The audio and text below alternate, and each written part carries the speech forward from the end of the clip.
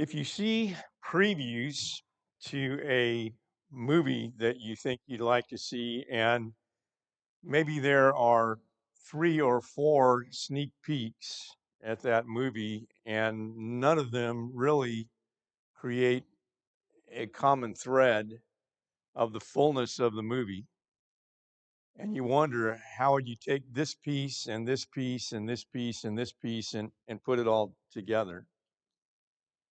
It would be kind of like taking 8 or 10 pieces of a giant jigsaw puzzle, and you have a piece from over here and a piece from here and a piece from here and a piece from here, and you're trying to figure out what the entire picture looks like without the cover of the box, let's say, just with this individual piece and that one.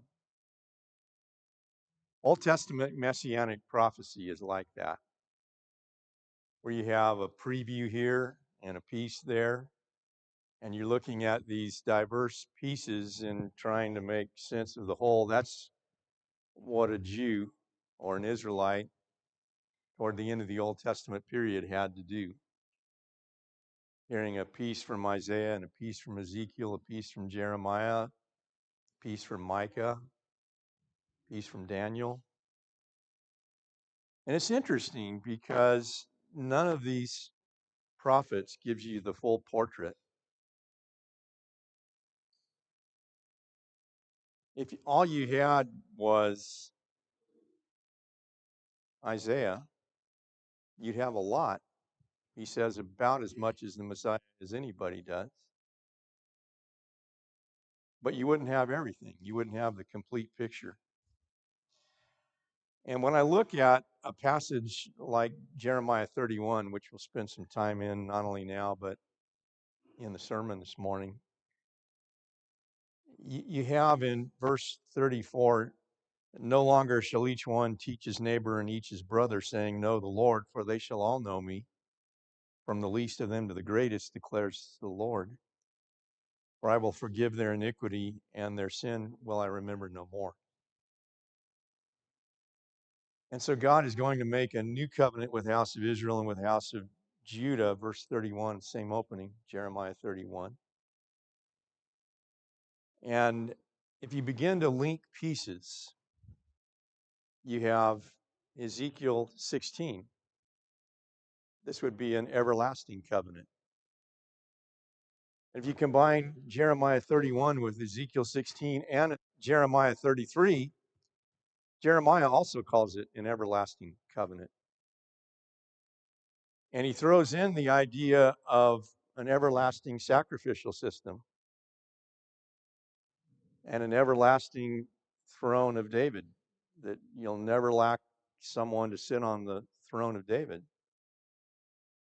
David or Jeremiah doesn't say a lot about the Messiah, but he combines this piece in Jeremiah 31 with the sacrificial piece in Jeremiah 33 and the throne of David piece in Jeremiah 33.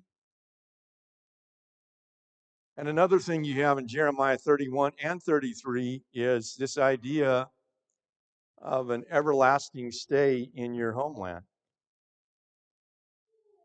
And we'll get into that in the sermon. But when you combine that with Isaiah 2, Zion would be a mountain that would climb higher than all the other mountains of the earth, and all the nations of the world would stream into it. And so you've got a piece here and a piece there, and none of those pieces fills the whole portrait. But I would suggest to you that if you put Isaiah's pieces next to Jeremiah's pieces, next to Ezekiel's pieces, next to Daniel's pieces, you throw in some more from Hosea and Micah, Amos, and others. Zechariah, how could we leave Zechariah out? He gets more and more specific toward the end of the Old Testament period. That you actually have there a fairly complete composite picture of Jesus. It's not the picture you see in Matthew, Mark, Luke, and John, but it's amazingly accurate. and it's a much fuller picture. So in Jeremiah 31, you cannot read it in isolation from these other pieces. How could you have a new covenant with the house of Israel and with the house of Judah that offers complete forgiveness of sin without a Davidic ruler and a sacrificial system? But what Isaiah or what Jeremiah here is focusing on in Jeremiah 31 is a completely new system that makes the old system obsolete, and so complete in its newness that God essentially presses the restart button. And when you combine all the other pieces here, you have a perfect sacrifice and a perfect Davidic king and a perfect system that God has waited centuries to inaugurate. And it's finally going to be here. And when that system comes in, every one of God's people will know him and won't have to be badgered, know the Lord any longer. And that will be because we will have this perfect motivational fuel called the grace and mercy of God in a perfect sacrifice that will propel us to really appreciate once and for all the idea, for I will forgive their iniquity and I will remember their sin no more.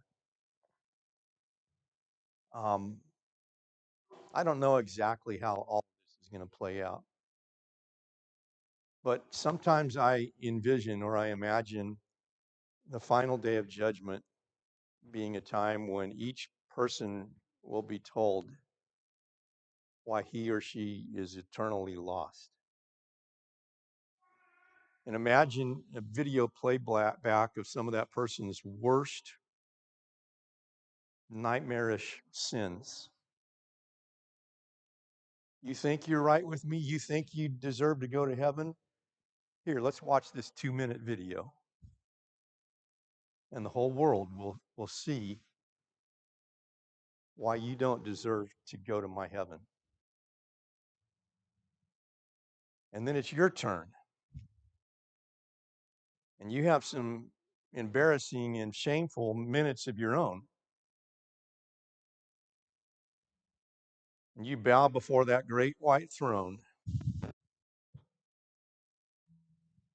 And God says, or Jesus says,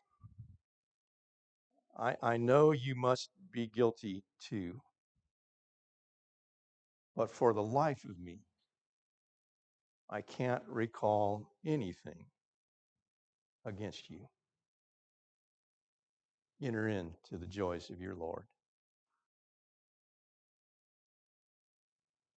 If we walk in the light as he is in the light, we have fellowship one with another, and the blood of Jesus, his son, cleanses us from all sin.